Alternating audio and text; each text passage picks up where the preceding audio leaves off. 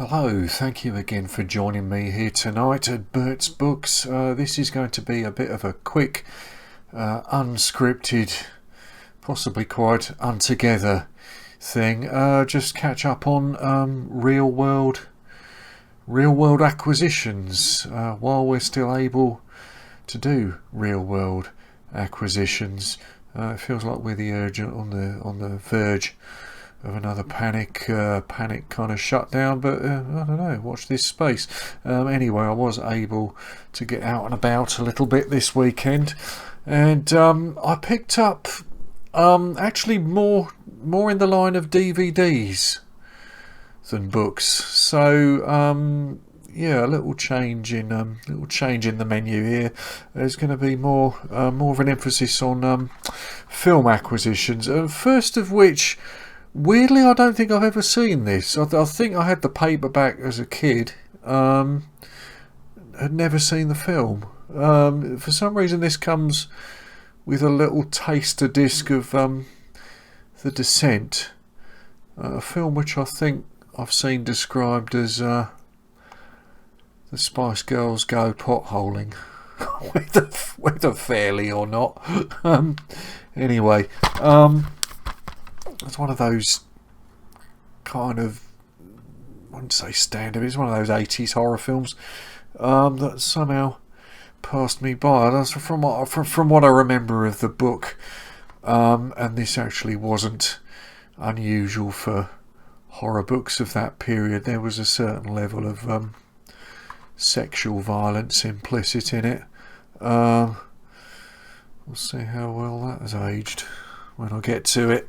Next, not the most highbrow purchase I've ever made. Then again, you don't know what else is in the pile. This is, I think, from 1973. I first saw this. I picked this up on VHS many years ago, in the mistaken belief that it was a film that I semi-remembered that I'd seen late at night on television, and that I thought Horror Hospital might be that film. In fact, it wasn't. It turned out the film I was really looking for was Asylum, the portmanteau horror film. A similar sort of setting, I suppose, but this one anyway is it's an early-ish role for Robin Asquith, and it's one of those. I don't know if you could put this in with that kind of. The genre that's sometimes been described as psychedelic decadence. It's kind of like a permissive society stroke, not Beat Generation one, but it's kind of like hippie generation type of horror. It starts, Robin Asquith plays the kind of loon-panted, long-haired layabout sort of character who, it starts off with him having an argument with some rock band in a club, and he comes off the worst from that, so he storms off. He's seen an advert for an organisation known as Hairy Holidays, so he books himself a hairy holiday, and well, I won't spoil the plot for you, but it's, I think this kind of predates, I think this sort of very slightly predates the Confessions films, for which he became better known, but you can kind of see the evolution of that kind of sexually precocious, cheeky chappy that he would come to play. I mean, some of that is very definitely already in place with the character he plays here. So anyway, it's good fun. I mean, you can't take it too seriously as a horror, but it's, it's a nice bit of 70s silliness. Anyway, we might as well get this one over with. You don't come to my channel. You don't come to my channel for good taste. And there's this, which I previously lamented in my wants list video of some months ago, the scarcity of the paperback of this main title here, which was authored by Joseph Nazel. The last time I checked, the paperback was going for over 200 quid. But anyway, this is quite often held up as an example of the pits of the genre that's variously known as soul cinema, blaxploitation. It's generally acknowledged as a low point within that particular cinematic movement. I don't know what to tell you about this. I mean, possibly you can argue there may have been a serious intention behind it. I think in its kind of schlocky way, it kind of tries to arguably it tries to point out that while certain types of militancy may arise for legitimate reasons, that they're open to the sort of corruption that leads to the donning of black jodhpurs and armbands, and I don't know. I might be crediting this with far too much. It's it's the Blackgestapo. I've not, it's still sealed. I haven't brought myself to watch it again since making this purchase, but there's a memorable castration scene in this one, amongst other unpleasantness. And the bad taste doesn't end there.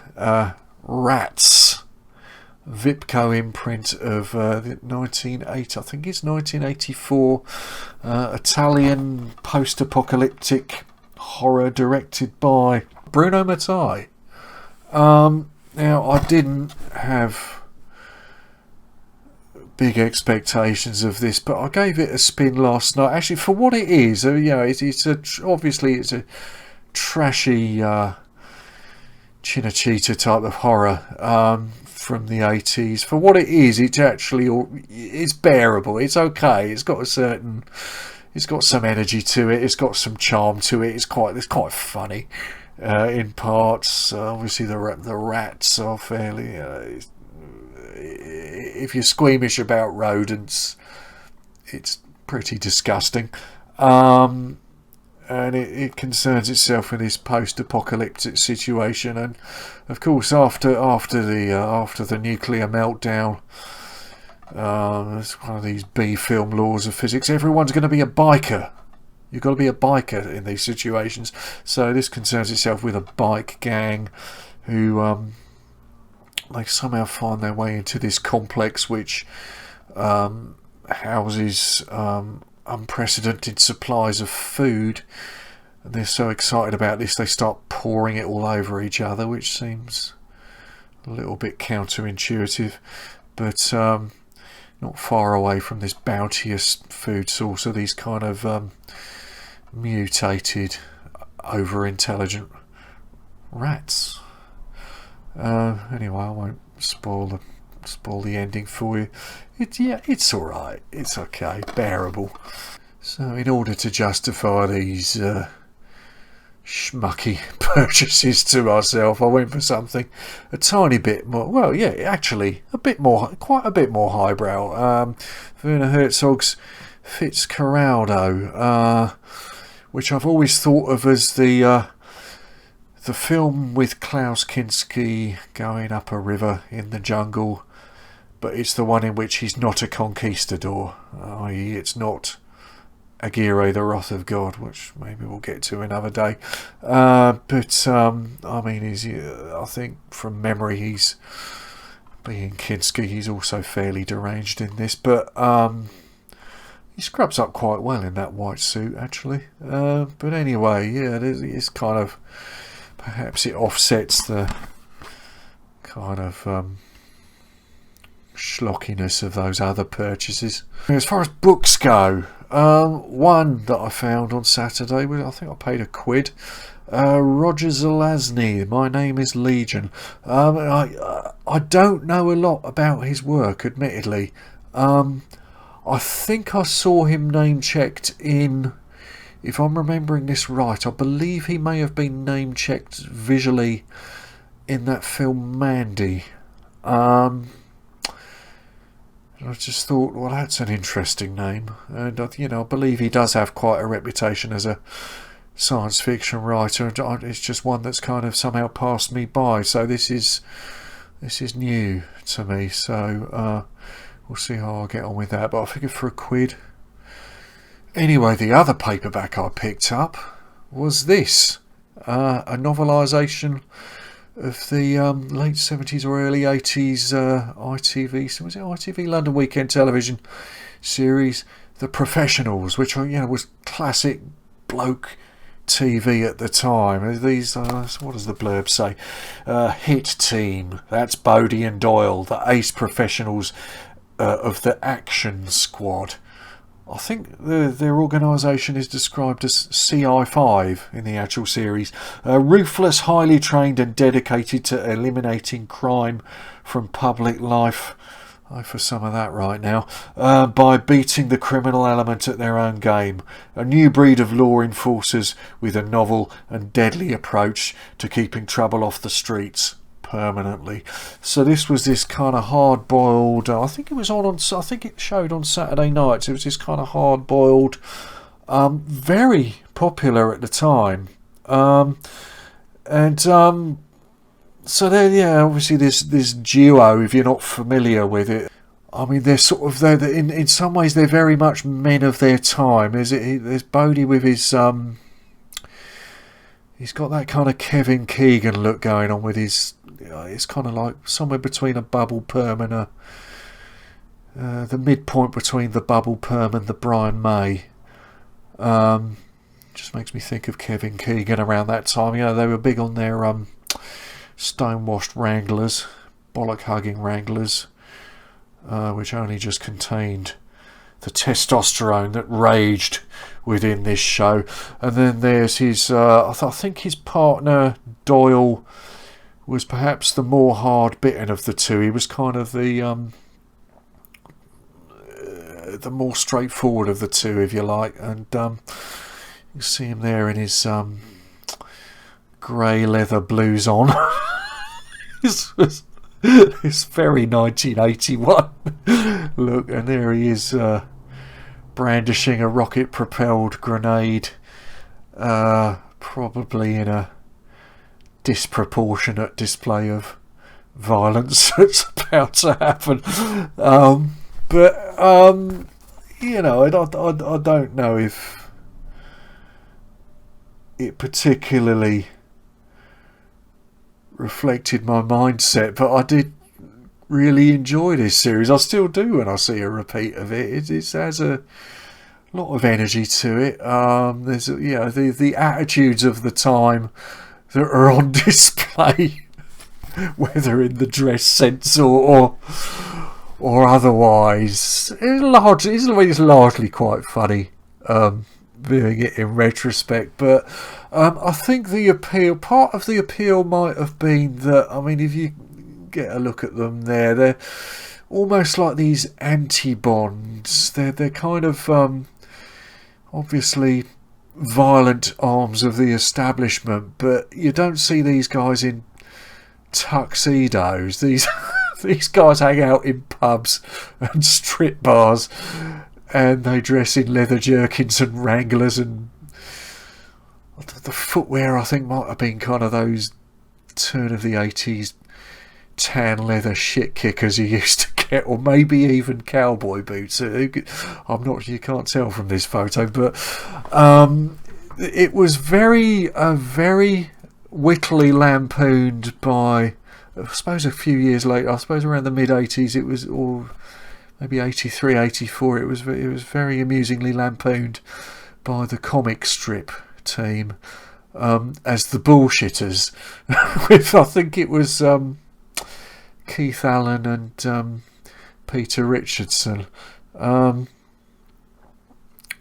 respectively, one with the permed wig and one with I don't know how I'd describe Doyle's look there. It was almost like a grown out, if you were an ex-squaddy at that time, you were kind of acclimatised to short hair, but still wanted to express a little bit of male grooming of the period. So what you would see people with sometimes would be this kind of slightly grown out Julius Caesar look, which he has there. I think it's remembered with a lot of fondness. I've not really got too far into this, but I'm told the novels are actually. But what's it, Ken Blake? I'm not really familiar with anything else by him, but I'm told the novels are actually pretty decent. So yeah, I'm quite pleased with that. Anyway, so that wasn't a bad Saturday. Who knows what's going to happen now? Whether we're in 2 or 3 weeks' time, we're going to have the option to be trawling shops in the real world again. But I hope everyone's keeping well out there, and thank you for joining me, and catch you soon, I'm sure.